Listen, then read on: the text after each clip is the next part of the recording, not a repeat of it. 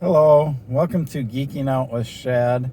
This is just a short update video on the Bolt EUV, and I'm going to talk a little bit about range. Now that we're starting to get into cooler temperatures, basically it's cooler in the morning and then it warms up during the day. So I use some of the climate stuff in the mornings to clear the windows and to have a warmer car because it's down in the 50s or something like that.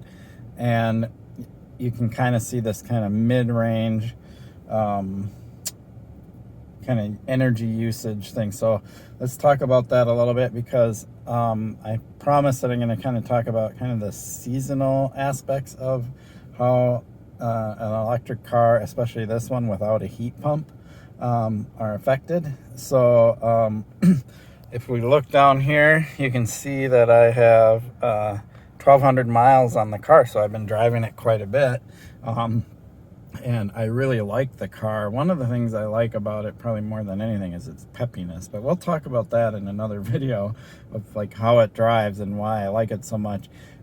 Even for a car that isn't even as sporty or quick as like a Tesla or some of these other dual motor cars. I do have the ID4 to test. That's a dual motor. That is a much quicker car, but that doesn't mean the EUV is slow by any means. It is a pretty peppy car still. So anyway, we'll get into a video about kind of how the cars drive, and I still have the full review of the ID4 coming out. But let's talk about the energy being used right now. It is just past mid-September. It's almost the fall, which starts tomorrow. So we're here, and if we look at the energy usage, what I like is I kind of like this. The battery hasn't had to do any conditioning yet. It's not cold enough for it to need to do that. If we look at the climate settings, and I have it on right now, I set it at 72.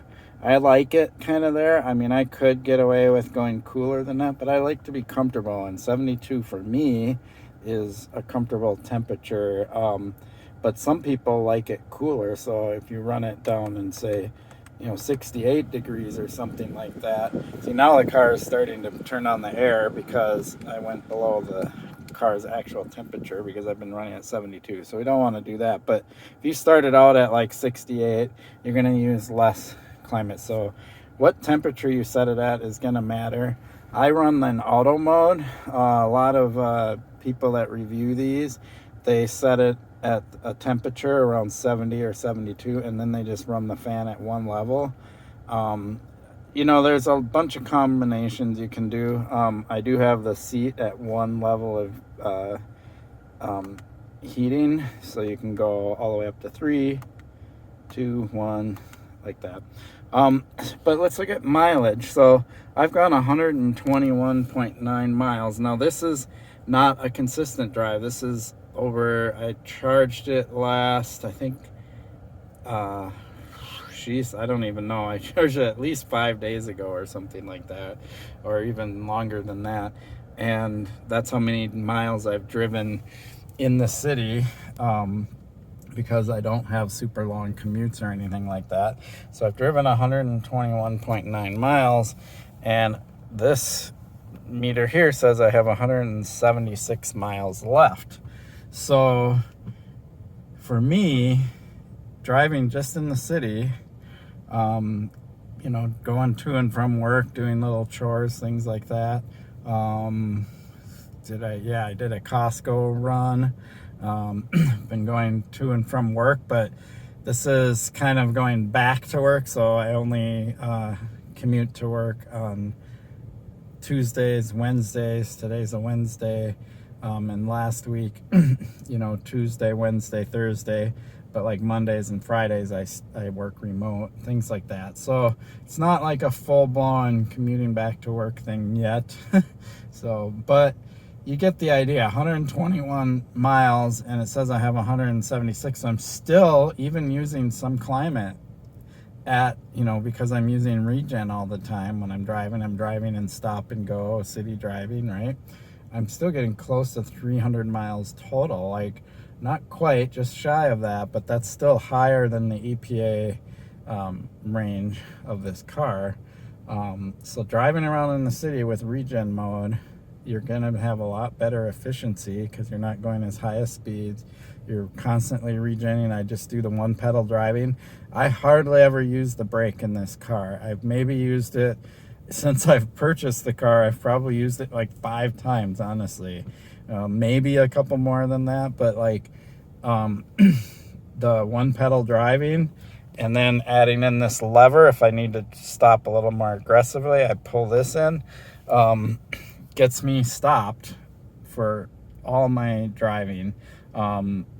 That being said, the way that I drive is I don't tailgate people. If I watch how other people drive, they're right on other people's bumpers constantly, which I think is uncomfortable for me.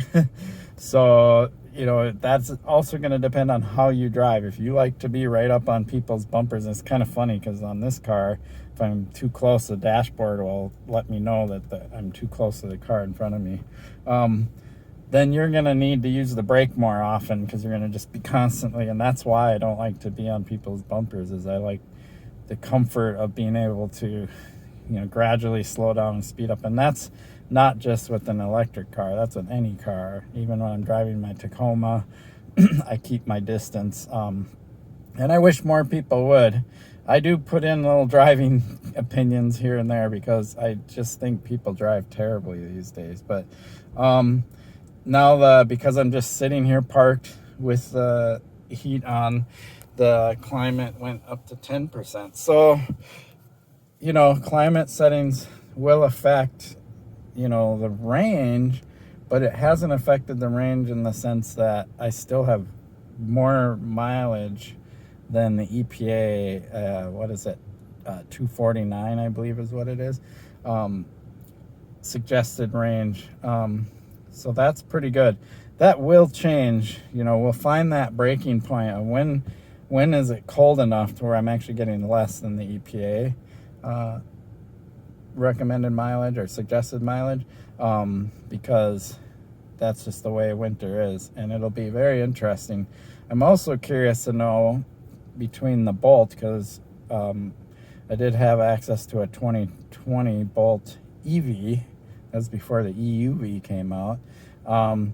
And it was impacted pretty heavily in the wintertime on the coldest of days. Remember, I'm in Minneapolis, Minnesota.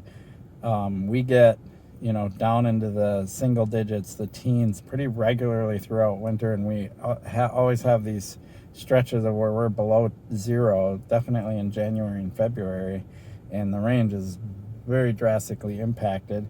Mostly because you want the cabin warm, so you're running the climate really hard, and the battery has to condition itself. So there you go, a little update.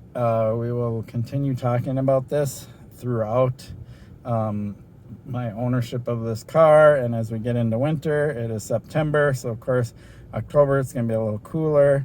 My guess, I'm going to guess either late October or early November will be when we start getting below the EPA range in city driving. Highway driving I don't think is going to be impacted as much, because once the car is warmed up and you're just cruising along, it's just going to do its thing. So, but we'll test that also. All right, if you like this kind of content, please like and definitely hit the subscribe button. By hitting the subscribe button, you'll see my videos in your feed of videos. So that's the main reason why you'd want to hit that button. Cool. Peace.